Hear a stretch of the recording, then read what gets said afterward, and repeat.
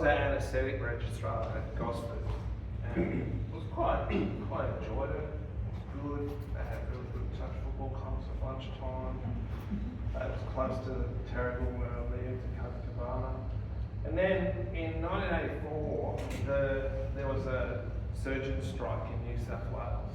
It's a lot of history to go, but I went from basically working with my arse off lists, and we'd have our own lists and supervised by a consultant, and then nothing happened. It was like months of nothing, and all the surgical patients and all the emergencies got shunted off to hospitals in Sydney where there were staff specialists. Now at the time, there was the inaugural meeting of ASIM, the first ever. It wasn't recognised by anyone, had a bunch of interest groups that just came together, and they were pretty bullshit, and it wasn't like part of any other college. And they had this meeting at the Iluka in Surfers Paradise. So Dave Kirkpatrick, who went on to be a director at Gosford, and myself went up with a couple of other guys, and they had a few boring talks. Most of it was politics, and they all gave each other fellowships without examination, which held the college back for about the next 15 years. And it was interesting. And then when I came back home and I was sitting bored, going to the Gosford Leagues Club every day, no sort of lists or anything to do. And then I had that moment where there was 35 people in the theatre for a bronchoscopy. Nah, this isn't right. And a job came up, and I'd met Phil Kay at the inaugural ASIM conference. A job came up as a ED reg up here, so I thought, oh yeah, we'll try that. And I came up and it was weird, It was super weird. And I did meet Spaino, and Spaino, like most of the guys, just wore board shorts and a t-shirt, put a white gown over the top. And interns worked alone at night with no one else there. They used to ring up screaming. So I ended up often sleeping in the short stay ward. The college started its training scheme and wrote all these things that I'm going to do. And I sat one of the early primaries, I think it was the first primary, and we had this list of topics and be relevant to ED.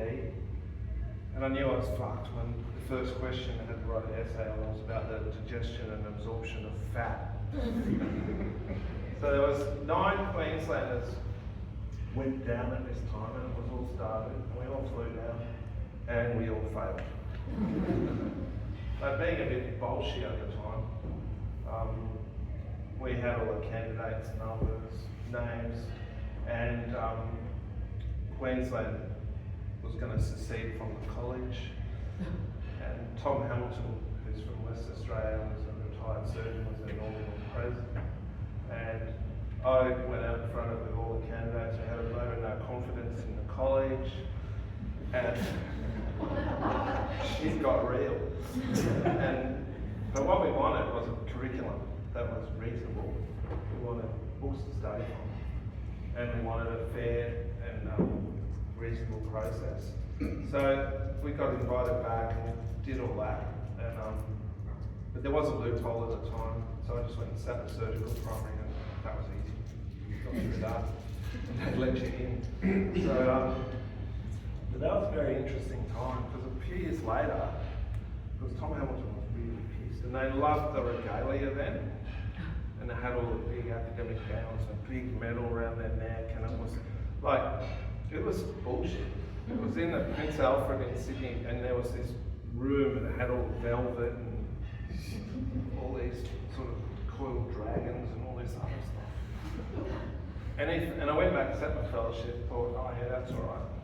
And I did a lot of freelance writing at the time, and I worked for magazines, and I finished my fellowship the last bit early, so I went off to the magazine and had a long pissy lunch. And when you came back, they said, oh, they'll pin the successful candidates on the door, and if you're on the door, you get to go in and have drinks with the others, and if you're not on the door, you just piss off and cry. And that went on for a long time. So anyway, my name was at the top, went in, and said, oh, you got the medal, and I'm like, Tom Hamilton was wearing this big regalia. I didn't particularly like him. So I went up to him and said, is that my medal? And he said, not mine, not mine. But actually, you can see it in my office, the prize for the weekend prize, or what became the weekend prize. But that was a big moment. And when we came back, I thought, oh yeah, I'll go back to Gosford and get a staffing job there. And I went down there, but I didn't get a job. So I came back up here as a reg, and then Phil Kay decided to start Pindara Private ED, which was the first private ED around. But what he also did was take all the staff, like a whole lot, except for the interns. So I spent 3 months as the only doctor in the ED till 1 o'clock in the afternoon, and then a couple would come on. So it was a pretty tough gig, and at the time, Queensland was different. It was like crap. There was like no sort of RBT, no blood alcohol levels. If you drove up the highway a little bit, the whole left lane went into Russ Hinz's bottle shop. And there was like, come up here, and there was a nightclub called Bombay Rock, and it was $10 all you can drink. And as a side effect of that, the trauma was horrendous. Like there was more trauma than ever before that I'd seen. And it was phenomenal. Like you would not get caught. And I really liked trauma, so we got to do heaps. And then that, the first year I was there, I did 55 chest drains, which you just don't see anymore. So it was like, and a lot of them go, but we did for entirely the wrong reason. But it was a different world.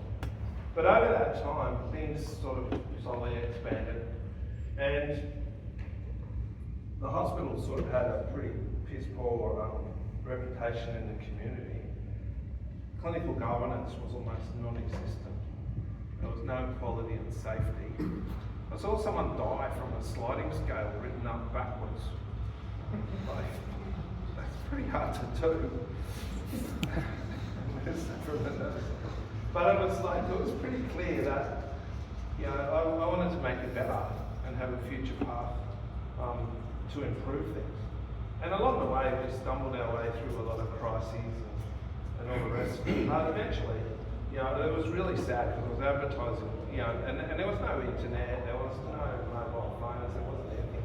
And we were trying to get junior medical staff, and I had this ad, and it was in the Gold Coast Bulletin and then Courier Mail. I got this phone call, and they were saying, I'm interested in the ad, and I'm like, oh, right. And then, when can I start?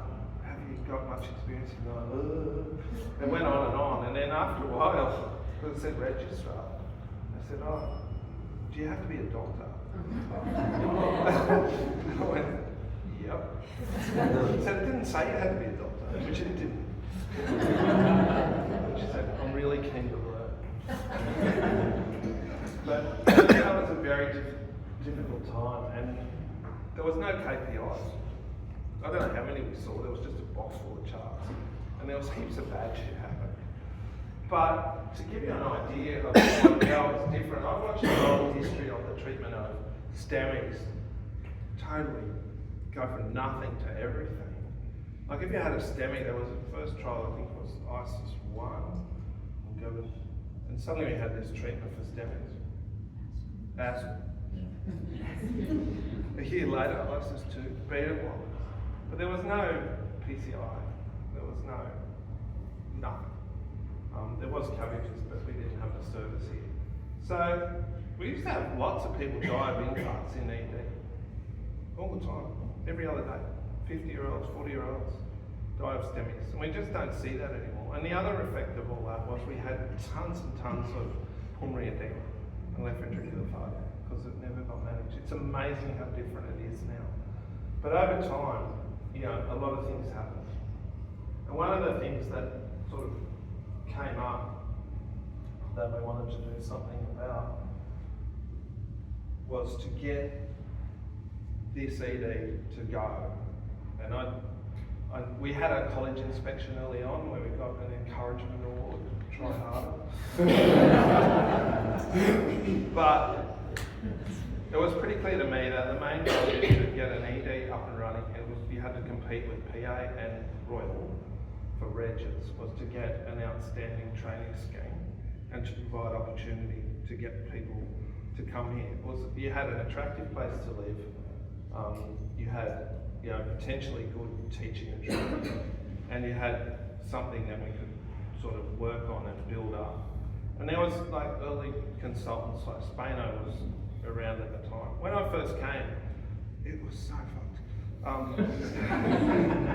They used to have an intern on alone at night, and all these sessional GPs, which were paid most of the money, did what was called general outpatients, which was around the back, which was all the 4s and 5s. And then the residents would work alone, and you'd be the only consultant. And Tim probably came just after that, and Lauren was an intern, and it was incredibly bad. So anyway, Spano was one of those GPs.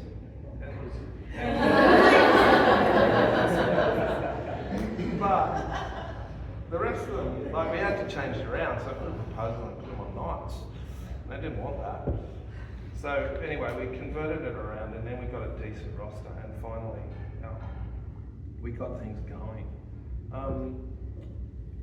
The first of the SHOs, we decided that we'll have a different track, and we'll start to look at getting some English SHOs because there was a saturated market for JHOs. And PA and Royal just treated us like pricks. We had to be kept away from them. And I remember, Tim will remember, we chose all these SHOs from their photos. It's not changed.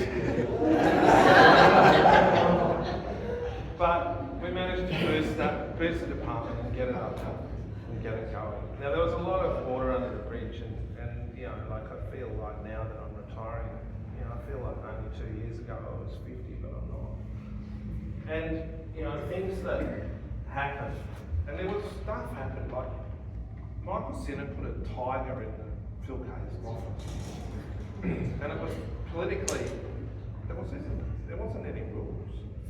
If you want to put a tiger in the office, you just march down to the circus down the road, sling a tiger trainer $50, and then he comes walking up the street, up Narang Street with the tiger, walks it into the department and shoves it in the office and shuts the door.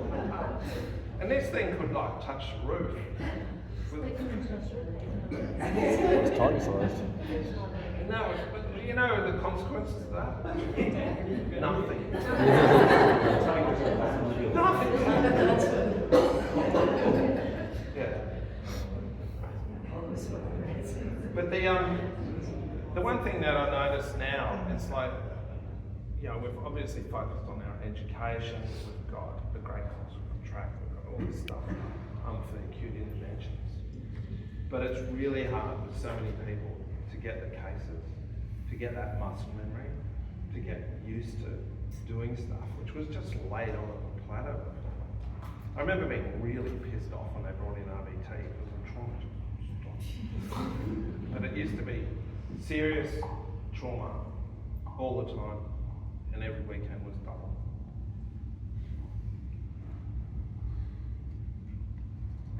I soon learned, after Phil K left and took them all to Pindara, I had an escalation that has never, I don't think it'll ever happen again, but I went from registrar to director.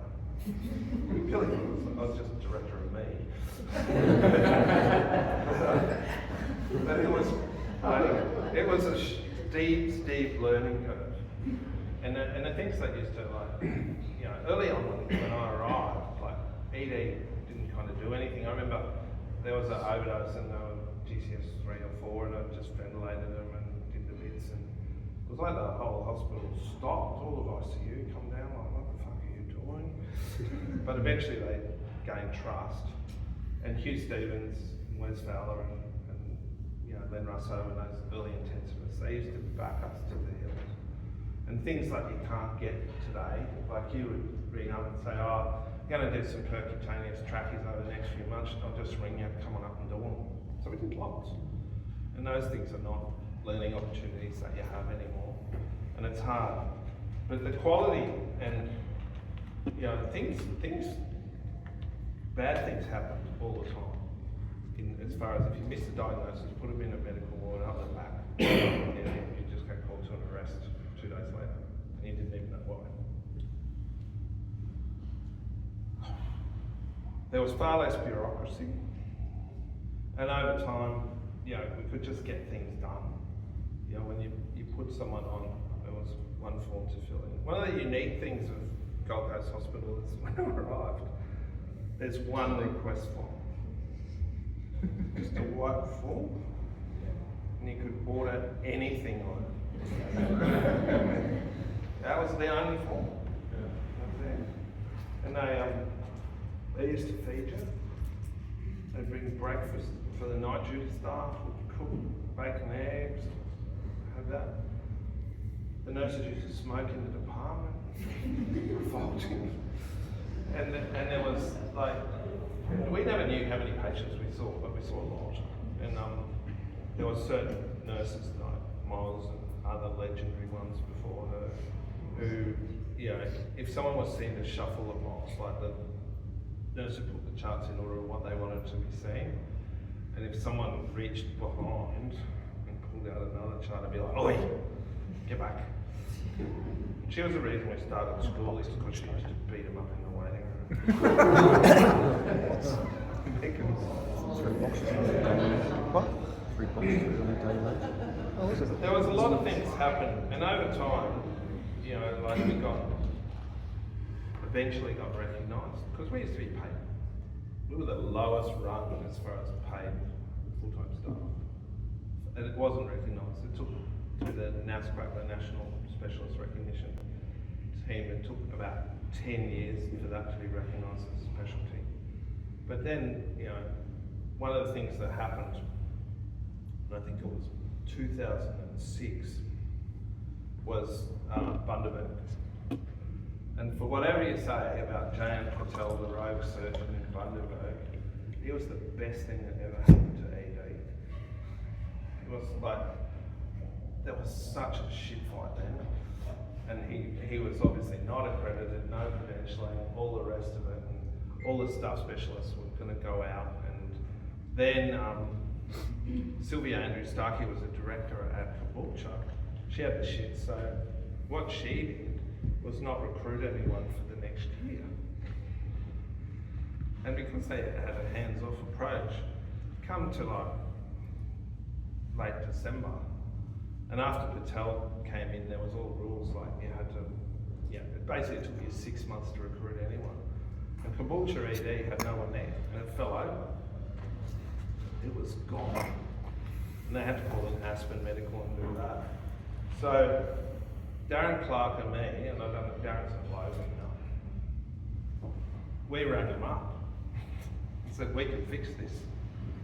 And they came straight down, which was amazing.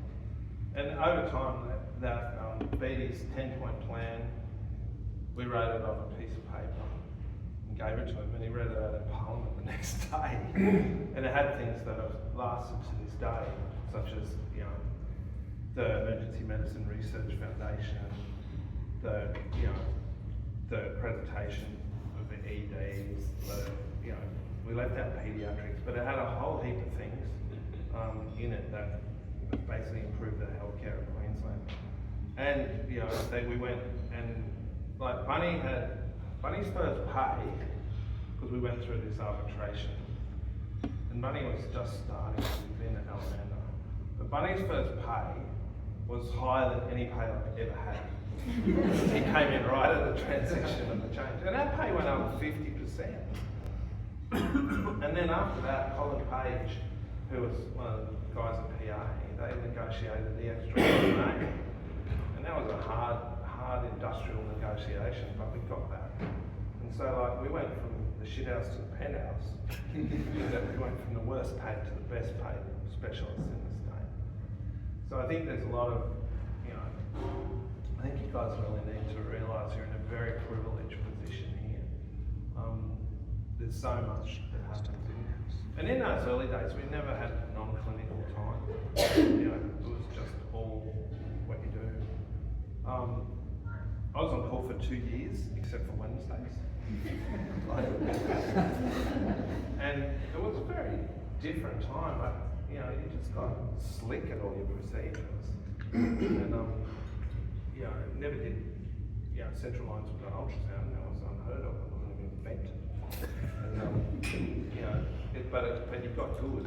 I believe a few hematomas. Yeah, no, I remember ringing you, Stevens, and said, oh, look, I've got a hip carotid. He goes, oh, is the trachea still in the middle? You go, yeah.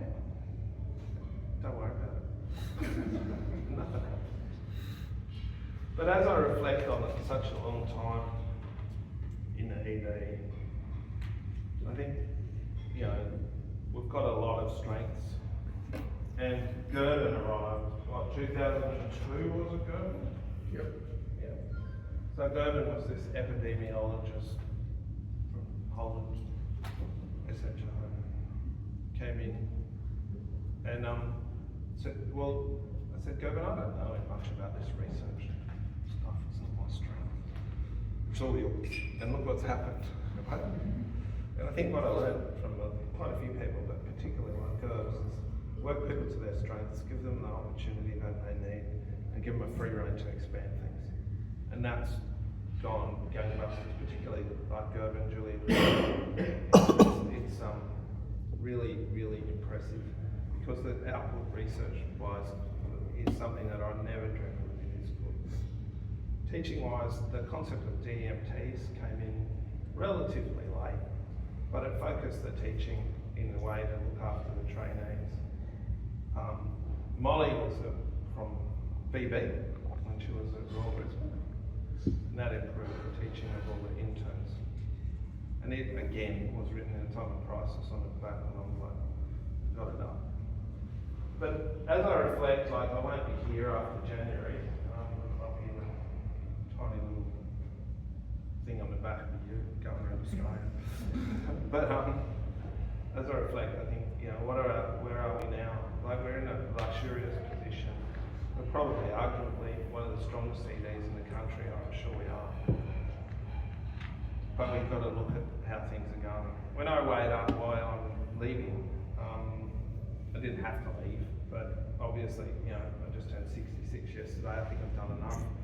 But one of the things that kept me awake at night, which I've never been able to sort out, and something needs to happen, is the patient's 24-hour stays in ED. It's just bullshit. And to see the hospital with a lack of governance in that space, and not being involved or not see, every time we try to escalate, nothing happens, is extremely frustrating. And that's mostly in relation to Gen Med. If you look at mental health though, they used to be the majority of the 24-hour stays in ED. And we had a plan, we worked, there was a change in the leadership of ACT. We worked with Novella, we've got 2 meetings a day around there. Their bed managers come to the bed meeting. And then, what's happened? Didn't cost anything. The length of stay is half, the waiting time's way less. The 24-hour stays are generally just toxicology, waiting to sort of clear up. And the relationship between the 2 departments is excellent, which led to the MECOs, which you're all aware of how successful that was. But I really, the challenge that I put out is to somehow get medicine to play the game. Because I've been unsuccessful in that. I think it's a big failing and I feel really pissed off about it. But you can't be angry, but we've got to find a better way forward. The other thing is our weaknesses are that we're a bit too big. It's huge. And I went down at Rabina, I think Robina's sort of now optimal size. Everyone sees everyone. It's a good ED. It's got, Bunny's done a great job getting it up. It's just about the right size. But that aircraft carrier over the road there, it's incredibly difficult to manage. And the regrets that I have about it is like, we probably should have had a lot more impact on nurse education. And the two things that I think are strange is that nurse education doesn't report to the ED, it reports separately, and that the AO stream doesn't report to the ED, it reports separately. So when we have that, you can't manage things when they have two masters, or one master that's not you. As far as the opportunities are huge, and the biggest opportunity that, having to talk about it in a minute, is Coomera. And Coomera is, like, we've pretty much got, the floor plan's all done. It's a pretty big department. I think we've done well to design within the footprint that we have. We did interview a number of guys, some of them in the room, for staff specialist positions. There's a huge amount of enthusiasm. There's some fantastic people coming through. And I think that is going to be a big opportunity. The threats we have is, like, we're about to lose about 33 nurses and 4 docs. Partly, and it's all political.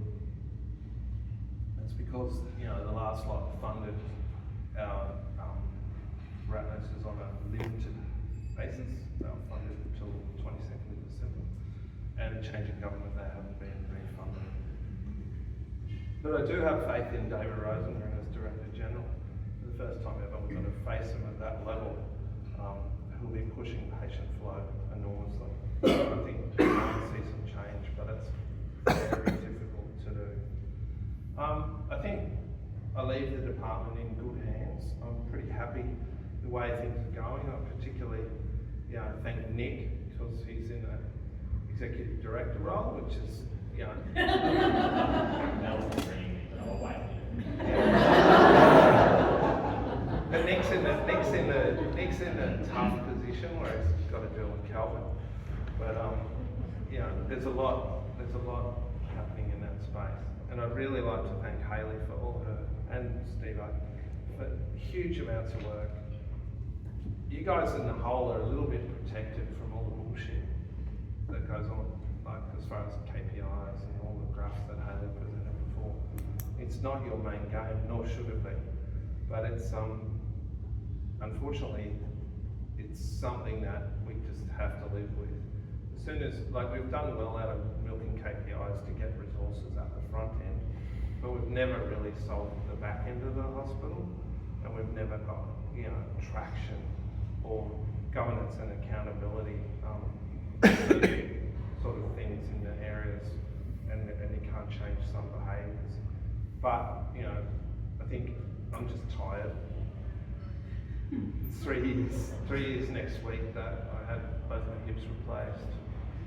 I'm getting a bit old and fucked. It's hard to do what I used to do. But I'm in a space where, I'm embarking on a new adventure. So I'd like to thank you all from the bottom of my heart. It's been a long and interesting and wild journey, and you're all in this room largely because of the things we've sort of put in place and encourage and train most of you guys as registrars here. And Graham J was the first one here who hadn't been a reg here. But before that, pretty much everyone was. So thank you so much, and I look forward to seeing you on the outside.